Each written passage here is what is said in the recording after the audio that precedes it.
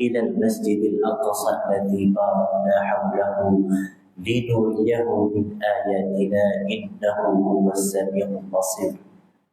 Peristiwa Isra disebut dalam surah Al-Isra.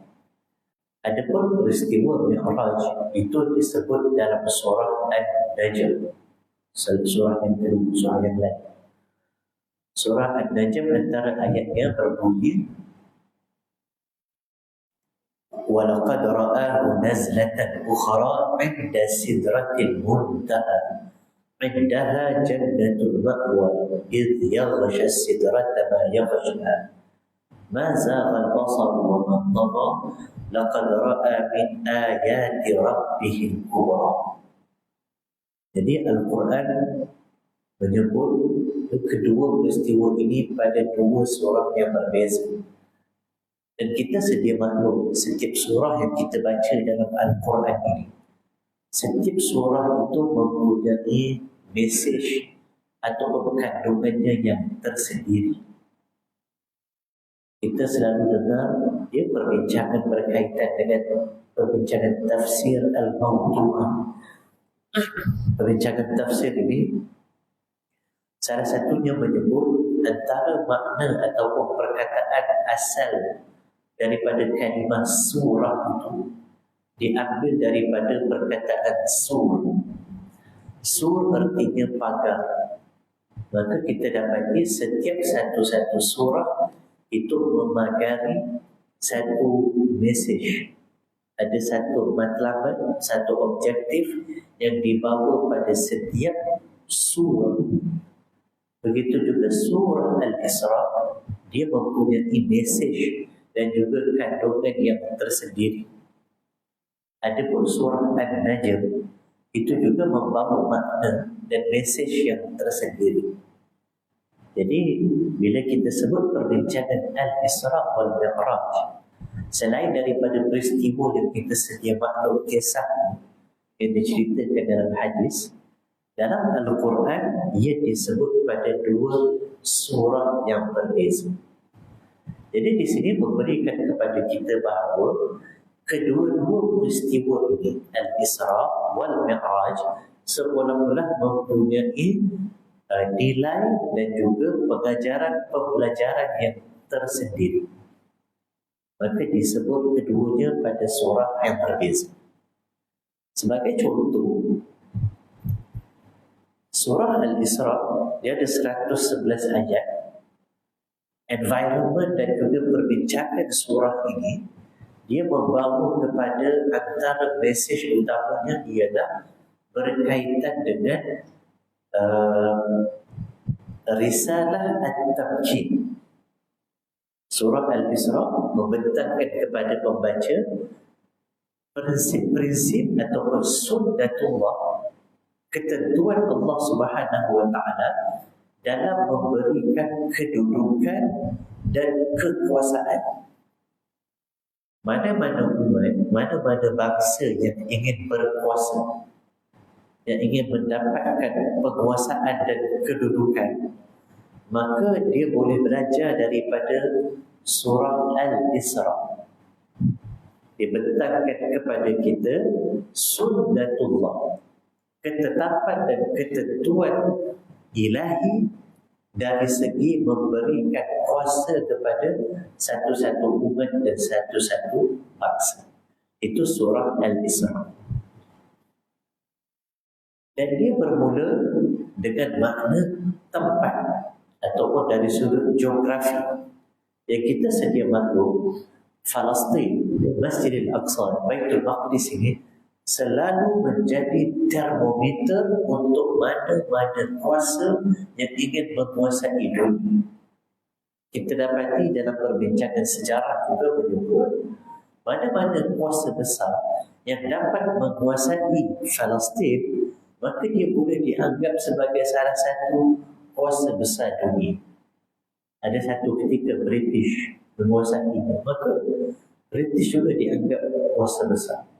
Ketika diambil alih oleh Amerika sebagai contoh, Amerika juga kuasa besar. Walaupun hari ini negara haram Zionis Israel ini, dialah yang menguasai. Walaupun walaupun kecil sedikit, tetapi dia juga menguasai kuasa-kuasa besar dunia yang lain. Jadi Baitul Maqdis sering menjadi termometer tersebut. Begitu juga dengan sejarah Islam yang panjang. Ketika Islam menguasai bumi tersebut, maka Islam juga adalah satu kuasa besar. Maka dari segi geografi disebut pada ayat yang pertama, Allah Subhanahu wa taala menganugerahkan kepada baginda alaihi salatu wassalam, walaupun ketika itu masih lagi baginda di Mekah, Nabi tak dapat negara lagi, belum hijrah lagi ke Madinah, Allah Ta'ala anugerahkan satu perjalanan supaya baginda sampai di Masjidil Aqsa untuk memperlihatkan kepada baginda bahawa inilah tempat yang harus menjadi target. Risalah yang kamu bawa ini perlulah menguasai bumi ini supaya dia menjadi risalah yang mempunyai kedudukan dan kekuasaan. Jadi perjalanan tersebut satu simbol, satu anugerah Allah Ta'ala perlihatkan kepada baginda alaihi salatu wassalam. Walaupun fasa Mekah ni kita panggil, ulama panggil fasa istida'ah, fasa lemah lagi, tapi diberikan anugerah wahai Muhammad, dibawa dengan Quran sampai ini adalah tempat. Dalam riwayat apabila baginda sampai, ketika baginda masuk ke Masjidil Aqsa, baginda disambut oleh para nabi dan rasul. Kita tahu yang menyambut Nabi, menunggu Nabi di dalam Masjidil Aqsa, para nabi dan rasul min ladun Adam sehinggalah Isa alaihi wassalatu wa afdalul taslim. Jadi simbolik ini perpindahan risalatun tamkin, risalah kedudukan penguasaan yang dibawa oleh para nabi dan rasul sebelum ini kepada baginda alaihi salatu wassalam. Nabi sampai tengok-tengok semua nabi dan rasul ada. Masa itulah yang Nabi cerita, aku nampak Musa badannya sadu, kulitnya gelap sikit, rambut kintin. Aku nampak Isa handsome, Nabi kata, macam Urwah al-Thaqafi dan sahabat. Aku nampak Yusuf. Nabi bila sebut Yusuf, Nabi terus tukar dia. Amma Yusuf, ada pun Yusuf seperti itu telah diberikan kepadanya syatrul jamal. Lepas tu Nabi kata, ada pun Ibrahim, wajahnya saling tak tumpah macam kawan kamu yang seorang. Nabi sebut macam tu, Nabi merujuk kepada dirinya sendiri. Jadi simbolik ini adalah sekali lagi pertemuan sebagai satu simbolik perpindahan risalatul tamkin kepada risalah Muhammadiyah, risalah yang dibawa oleh baginda alaihi salatu wassalam. Lalu kita dapati juga dalam sirah beberapa siri seperti Khaybar yang dah mula menuju ke utara, baginda daripada Madinah, ada peperangan Khaybar dah mula ke utara, kemudian diikuti dengan peperangan Mu'tah yang semakin ke atas, kemudian diikuti oleh peperangan Tabuk. Seolah-olah ini adalah misi yang dibawa oleh baginda alaihi salatu wassalam, iaitu road ataupun jalan ke Baitul Maqdis. Tetapi Allah Subhanahu Wa Taala menetapkan dan mentakdirkan baginda wafat sebelum dapat dibuka Baitul Maqdis. Tetapi kita dapati sahabat seolah-olah memahami makna ini. Sahabat memahami risalah ini perlu untuk menjadi risalatul tamkin, dan tempat yang perlu dikuasai adalah Al-Aqsa. Abu Bakar mungkin pemerintahannya agak singkat, ya. Abu Bakar 2 tahun ya. Bergelut pula dengan isu dalaman, isu orang tak payah zakat, isu orang murtad dan sebagainya. Tetapi bila datang zaman Umar, pemerintahan Umar selama 10 tahun, dan ketika itu isu dalaman dapat diselesaikan dan pembukaan mula berlaku dan Baitul Maqdis jatuh di tangan orang Islam pada zaman pemerintahan Umar Al-Khattab. Memahami inilah misi yang dibawa daripada baginda alaihi salatu wassalam. Maka surah Al-Isra sekali lagi, bila kisah ini dibawa dalam surah Al-Isra, maka mesej utamanya ialah tentang mesej at-tabkir. Maka peristiwa Isra, makna yang boleh kita ambil, yang boleh dikeluarkan daripada surah Al-Isra ialah peristiwa ini mengingatkan kita bahawa risalah Muhammadiyah ini mesti menjadi risalah yang mendunia, dan tempatnya adalah penguasaan Baitul Maqdis. Kemudian kita tadabbur sedikit ayat kedua dan ketiga daripada surah Al-Isra ini. Peristiwa ayat pertama, peristiwa Isra, at-tabkir, kedudukan, kekuasaan, penguasaan. Ayat yang kedua membawa kita untuk sedikit berfikir. Allah Ta'ala sebut wa ataina Musa al-kitab. Kami berikan kepada Musa al-kitab. Peristiwa diberikan Musa kitab Taurat. Kitab itu dijadikan petunjuk buat Bani Israel, dan Allah ingatkan untuk mereka tidak mengambil selain daripada Allah sebagai pelindung. Lalu datang ayat yang ketiga yang menjentik minda kita. Ayatnya berbunyi zurriyatan man hamalna ma'anu, zuriat yang kami selamatkan bersama-sama dengan Nuh. Selamatkan daripada apa? Taufan, daripada bencana taufan Nuh alaihi salam. Jadi ketiga-tiga peristiwa ini mengajak untuk kita berfikir peristiwa Isra, pemberian Musa, pemberian kitab kepada Musa, dan selamat kaum yang selamat daripada bencana taufan Nuh.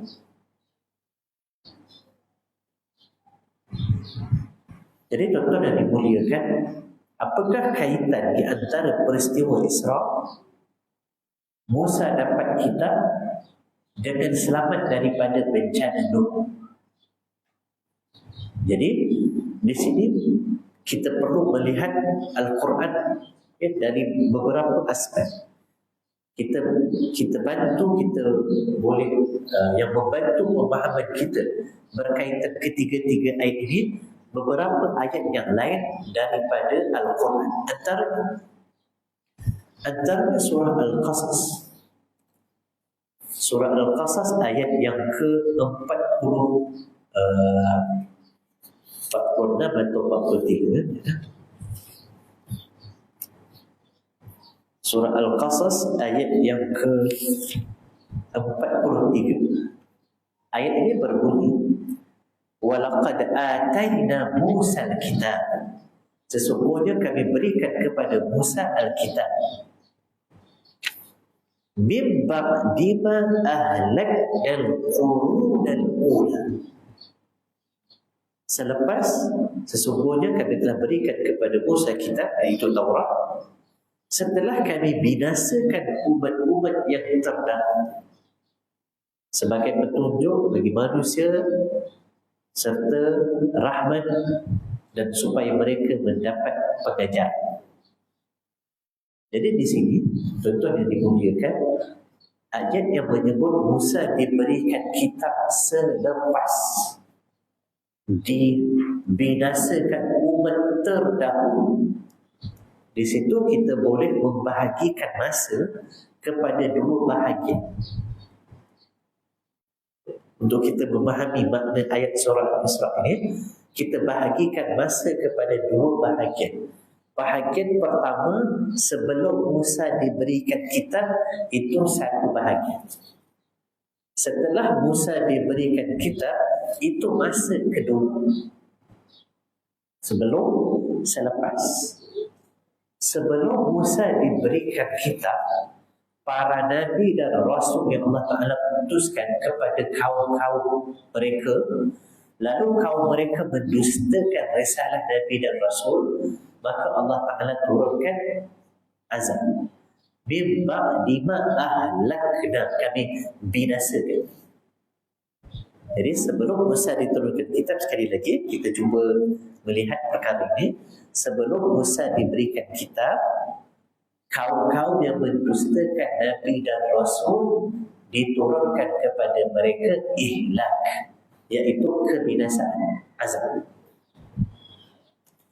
Setelah Musa diberikan kitab, yang diturunkan kepada Musa itu antaranya, ulama sebut, yang syariat yang diturunkan kepada Musa ini syariat yang hampir sempurna. Antara disyariatkan kepada Musa dalam Taurat ialah pensyariatan jihad. Sebelum tu ada jihad tak? Seolah-olah tak ada, belum. Jadi kaum yang mendustakan, Allah Ta'ala turunkan azab. Setelah Musa diberikan kitab, disyariatkan jihad, maka rasul-rasul yang diutuskan selepas Musa, bila mana mereka menentang, melawan, mendustakan rasul-rasul tadi, diperintahkan kepada orang-orang beriman dan pengikut para rasul untuk mempertahankan, untuk bangkit jihad kita golongan yang mendustakan dan melawan rasul. Maka orang beriman ditaklifkan untuk menjadi penentang dan pembela kepada rasul. Jadi selepas Musa diberikan kitab, dia tidak ada lagi ihlak. Ya. Bencana ataupun azab secara umum ini itu sudah tiada. Yang ada ialah orang-orang beriman diperintahkan untuk berjihad. Itu selepas Musa. Tuan-tuan yang dimuliakan, kembali kepada surah Al-Isra. Peristiwa Isra yang pertama, kemudian yang kedua Musa diberikan kitab, yang ketiga kaum yang selamat daripada bencana itu. Maka di situ kita faham, pertama sekali, risalah yang Nabi bawa ini diberikan kepada Nabi peristiwa Rihlah Al-Isra ini untuk menggambarkan risalatul tabkir. Wahai Muhammad, wahai umat Muhammad, kamu perlu menguasai dan mendapatkan bumi dan juga tanah Masjidil Aqsa. Satu. Ayat kedua, ketiga, isyaratnya ialah untuk kamu mendapatkan bumi itu, jangan tunggu ihlak, jangan tunggu hukuman, jangan tunggu azab Allah Ta'ala turun kepada kaum yang ada di situ, lalu kamu masuk dengan senang lena. Bukan begitu. Kerana kamu adalah kaum umat yang datang selepas Musa diberikan kitab. Artinya, untuk kamu menguasai bumi tersebut, kamu harus masuk melalui jalan jihad. Ini makna yang perlu kita ambil. Maka Musa juga, Nabi Musa juga, ketika membawa risalah ini bersama dengan Bani Israel, apa kata Musa dalam surah Al-Ma'idah? Ya qaum, udkhulul ardal muqaddasata allati kataballahu lakum. Wahai kaum, masuklah kamu ke ardul muqaddasah, Baitul Maqdis, tanah suci ini yang telah ditetapkan untuk kamu. Apa jawab Bani Israel ketika itu? Apa jawab pengikut Musa? Wahai Musa, di dalamnya kaum menjabbari, di dalamnya satu kaum yang kuat, yang ganas, yang kejam. Kami takkan masuk, dia kata. Kami takkan masuk selagi kaum tersebut ada di dalam. Seandainya mereka keluar, barulah kami masuk. Sedangkan Musa telah diberikan kitab. Mereka lupa bahawa mereka tidak boleh menunggu ihlak. Tak ada lagi azab. Allah Ta'ala tak akan turunkan azab. Mereka mati, lepas tu kita masuk senang-senang. Tak ada dah. Itu sebelum Musa dapat kitab, sebagaimana kita baca ayat tadi, walaqad ataina Musa kitab mim ba'di, sebelum satu masa, selepas satu masa. Maka surah Al-Isra sekali lagi ini makna yang perlu kita ambil dan perlu kita belajar. Jadi kemudian ayat surah Al-Isra juga membentangkan kepada kita seolah-olah contoh umat sebelum ini, bangsa sebelum ini. Mereka ketika kuat, ya, mereka lupa buat kerosakan dan sebagainya. Tapi mereka bila lemah, mereka bertempiaran, merasakan diri hina. Kemudian setelah mukadimah tadi, Allah Ta'ala bentangkan kepada kita dalam surah Al-Isra, bermula daripada ayat ke-9 dan seterusnya, ini adalah jalan untuk kamu mendapatkan Baitul Maqdis. Runtu Baitul Maqdis bermula 9 dan seterusnya. Maka 9 itu sebagai ayat yang pertama selepas mukadimah tadi, Allah Ta'ala menyebut inna hadzal Qur'an, inna hadzal Qur'an yahdi lillati hiya aqwam wa yubashshirul mu'minin alladzina ya'maluna as-salihat anna lahum ajran kabira. Sesungguhnya Al-Quran ini memberi petunjuk ke jalan yang paling lurus, aqwam, paling tepat, paling betul, paling lurus, dan memberi berita gembira kepada orang beriman. Apa sifat mereka orang beriman ini? Alladzina ya'maluna as-salihat, yang bekerja, yang beramal. Kitab ini adalah kitab bekerja, beramal. Inna hadzal Qur'an ini kepada orang beriman yang ya'malun, sentiasa berusaha. Dia bukan sekadar kitab kita baca untuk dipertandingkan. Dia bukan sekadar itu dibaca untuk dapat berkat dalam majlis, tapi ialah kitab bekerja dan beramal. Ini satu sudut daripada peristiwa Al-Isra. Baik, kita tutup sedikit sebagai perbandingan peristiwa Mi'raj. Kisahnya dalam surah An-Najm. Surah An-Najm, surah An-Najm, antara mesej yang kita boleh belajar ialah tentang qudratullah. Surah An-Najm membentangkan kepada kita tentang makna keagungan, kebesaran, kehebatan, kekuasaan Allah Subhanahu wa taala. Walau dia laqad ra'a min ayat, tanda-tanda yang kubra. Allah Ta'ala sebut wa kam min malakin fis samawat wal ard. Allah Ta'ala sebut dalam surah An-Najm, walillahi ma fis samawati wa ma fil ard. Allah Ta'ala sebut pada penutup surah An-Najm yang begitu kuat. Penutup surah An-Najm begitu kuat ayat. Wa annahu sesungguhnya dia. Sampai akhir sekali surah An-Najm kita dapati sajdah, sujud. Ketika di Mekah, Nabi pernah membaca surah An-Najm dekat dataran Kaabah. Bila sampai kepada penutup surah An-Najm itu, kata Abdullah bin Mas'ud, masing-masing tak dapat, setiap yang mendengar tak dapat mengawal diri kerana kekuatan ayat ini. وأنه هو أضحك وأبكى وأنه هو أمات وأحيا وأنه خلق الزوجين الذكر والأنثى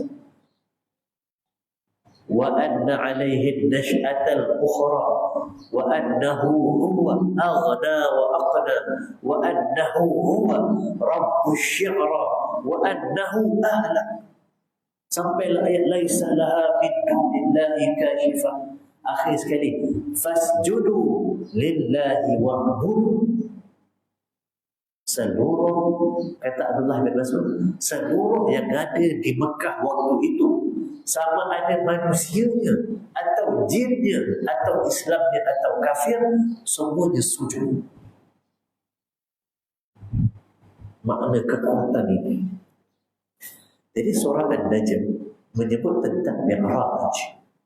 Di akhirnya peristiwa ini, dia adalah mukjizat. Mukjizat. Hari ini, tuan-tuan yang dimuliakan, masa zaman Nabi, musyrikin Quraisy, kebanyakan mereka mendustakan peristiwa Isra. Sekali lagi, masa zaman Nabi, mereka tak sentuh pun tentang Mi'raj ni. Isra tu yang mereka pertikaikan yang banyaknya. Dalam riwayat Ahmad, Nabi SAW berbagi-bagian di Mekah waktu pagi tersebut, ya, hazinan, macam sedih. Sedih tu bukan sedih apa? Nabi semalam diperjalankan. Dah dia berjalan daripada Mekah ke Masjidil Aqsa, naik pula ke langit ke-7 sampai ke Sidratul Muntaha, semua ni.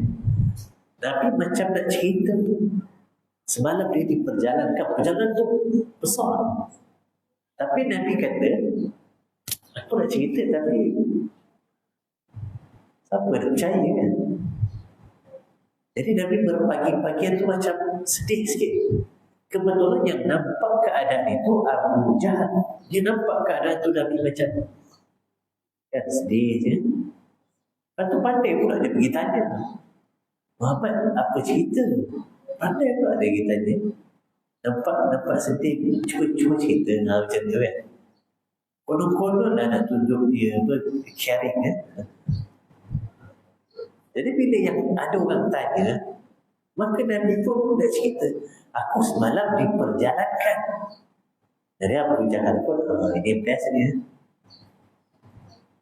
Abu Jahal tanya, pergi mana? Pergi Masjidil Aqsa. Aku pergi Baitul Maqdis. Lalu Abu Jahal tanya, wa asbahta baina zahranina, dan kau berpagi-pagian bersama dengan kami. Malam tadi kau pergi sana, pagi ini kau dengan kami. Dan akhirnya menjadi polemik perbincangan waktu itu adalah Isra. Hari ini, contoh hari ini, kalau saya cerita, saya semalam pergi Sabah, contoh. Lepas tu kalau tuan-tuan tanya, Ustaz pagi ni dah sampai sini, tak ada orang pelik pun. Oh, tak ada orang kata, Ustaz pagi ni semua tak ada orang pelik. Orang kata biasa. Ada orang mungkin lebih boleh ulang alik lagi sebagai contoh. Tetapi peristiwa Mi'raj itu tetap menjadi mukjizat sampai hari kiamat. Tak ada mana-mana makhluk, mana-mana manusia yang boleh merungkai peristiwa itu, menempuh 7 lapis langit ataupun sampai ke Sidratil Muntaha. Tak akan ada sampai hari kiamat. Maka surah An-Najm menyentuh makna tersebut. Mukjizat ini walaupun Isra itu mungkin masa akan datang mungkin lebih cepat daripada itu. Setiap orang boleh sampai ke satu tempat lebih cepat. Tetapi untuk Mi'raj, dia tak akan ada. Jadi di akhirnya dia tentang qudratullah, kekuasaan Allah Subhanahu wa Ta'ala. Jadi surah Al-Isra dan Mi'raj disebut pada kedua surah yang berbeza untuk memberikan kita makna, nilai, pembelajaran yang boleh kita belajar daripada kedua-dua peristiwa tadi. Jadi sebagai perbandingan itulah yang kita bincang pada pagi ini untuk kedua-dua surah Isra dan Mi'raj, dan tetap boleh sambung dengan pembacaan dan juga perbincangan pada waktu yang lain sebagai pencetus minda kita pada pagi. Jadi sampai situ dulu pembincangannya. Yang baik daripada Allah SWT, kelemahan dan kekurangan diri saya sendiri, aku bersedia untuk kita tahu dengan membaca tasbih kafarah dan surah Al-Asr. Subhanakallahumma wa bihamdika asyhadu an la ilaha illa anta astaghfiruka wa atubu ilaik. Bismillahirrahmanirrahim. Wal 'asr innal insana lafi khusr إلا الذين آمنوا وعملوا الصالحات وتواصوا بالحق وتواصوا بالصبر. والسلام عليكم ورحمة الله وبركاته.